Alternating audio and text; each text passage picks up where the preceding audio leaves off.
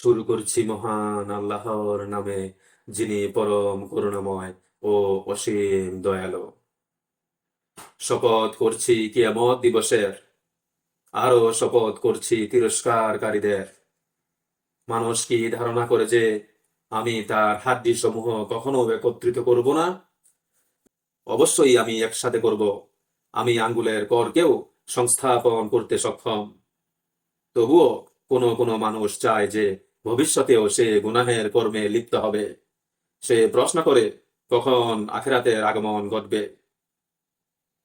অনন্তর, যখন চক্ষু অন্ধকার হয়ে যাবে, চন্দ্র হবে আলোহীন, চাঁদ সূর্য একত্রিত করা হবে, সেদিন মানুষ বলবে, এখন কোথায় পালাবো? না, কোথাও স্থান নেই। সেদিন আপনার প্রতিপালকের কাছেই ঠাঁই হবে। সেদিন মানুষ জানবে কোথায় তার পূর্বাপর সকল কাজ সম্পর্কে। বরং মানুষ নিজের সম্বন্ধেই অবগত, যদিও সে অজুহাত করে। আর হে নবী, আপনি ওহী আয়ত্ত করতে আপনার জিহ্বা দ্রুত সঞ্চালন করবেন না। নিশ্চয়ই তা একসাথে করা, তেলাওয়াত এবং সংরক্ষণ করার দায়িত্ব আমার।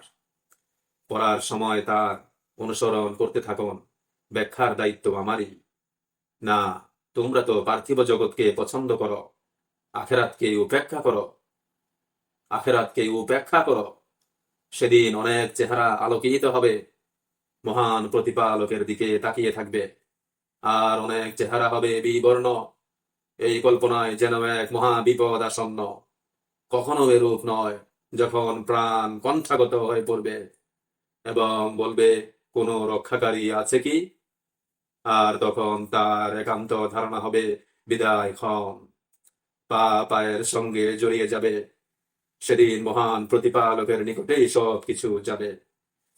অনন্তর তারা না ঈমান আনলো, আর না নামাজ কায়েম করলো, বরং প্রত্যাখ্যান করেছে এবং মুখ ফিরিয়ে নিয়েছে।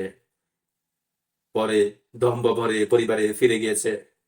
তোমাদের উপর দুর্ভোগ, দুর্ভোগ, আবার তোমাদের উপর দুর্ভোগ,